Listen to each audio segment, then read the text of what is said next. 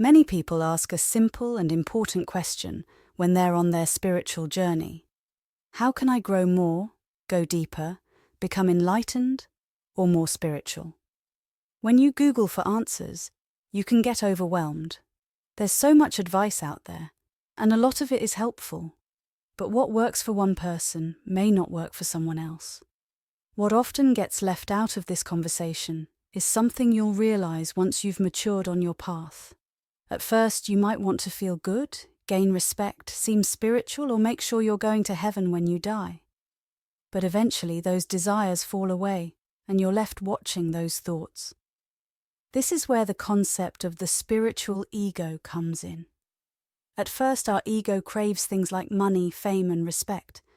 Then, as we get more into spirituality, the ego shifts, wanting to be seen as holy or close to God. But at the end of the day, it's still the same I. The ego is still focused on me, wanting to be special or better in some way. The real growth comes when you understand that this I is the issue. No matter how spiritual your desires, as long as you're stuck in that I, you're still separating yourself from the universe. This is what Jesus meant when he said, "You must die to be reborn." He wasn't talking about physical death, but the death of the ego, the part of us that identifies with our body, our thoughts, and our emotions.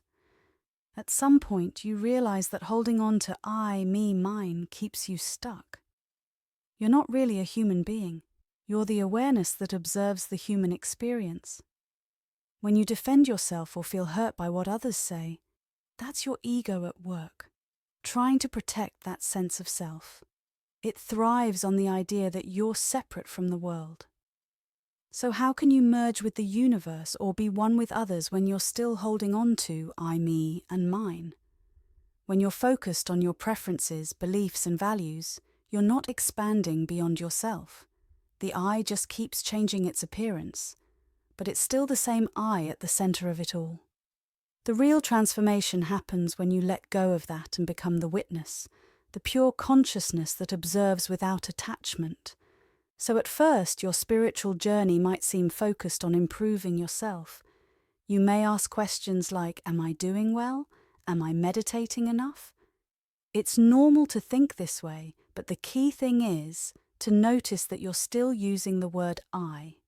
You're still centered on yourself, even in spiritual practice. Meditation and other techniques are amazing and they do help. But when you ask someone who's been through it, am I meditating enough? There's that same focus on I.